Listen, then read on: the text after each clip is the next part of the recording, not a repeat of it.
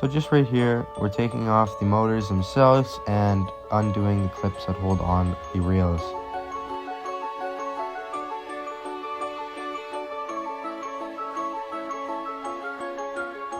I had a bit of trouble, so I had John help me in a few spots here.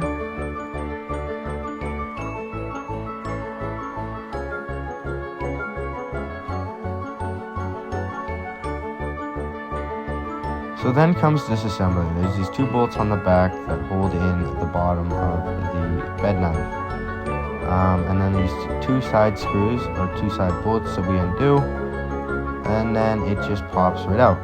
So then we're just discussing the channel that's on the bed knife about how it directs sand. Well then, we're just discussing the reels themselves and about coning.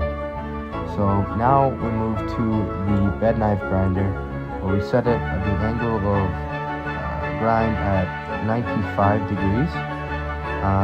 And then what John's showing me there is about how pressing up the grinder closer and closer to hear an audible grind noise when it's not firm.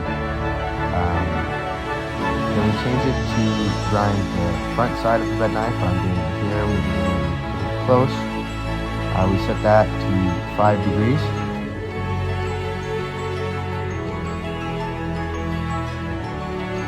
And then now we are sharpening the reel itself. Using it at 8 degrees to start, negative 8 degrees, and then, not negative 8 degrees, it's negative 8, and then we'll move to 5 after a little bit here.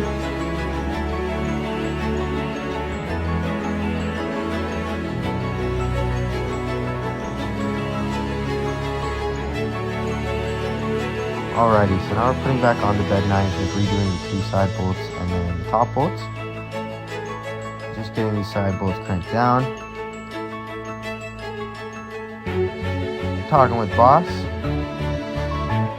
So right here we started trying to get it to cut, and we realized that the bed knife was actually kaput. It ground too many times, so we had to knock it off. And the previous mechanic did not use anti-seize, so these were on them. So we had to hammer them with an impact tool, basically get them open. Take that off. So what I'm doing here, I'm cleaning up the bottom side bolts of the knife on a wire wheel. Then we tighten this down in a formation of center, right, left. So it goes in to the middle and then out right, out left. And then you just carry that pattern out of the way.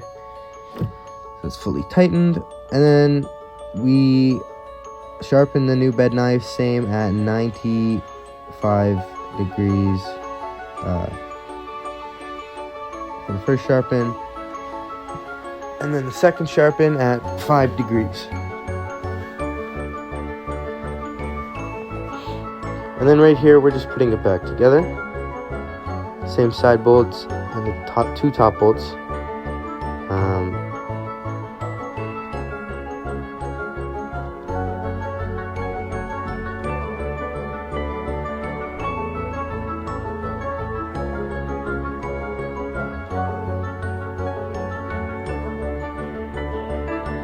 And now we're on the other workbench, and now we're setting heights. So we set to, on the gauge, it was 130.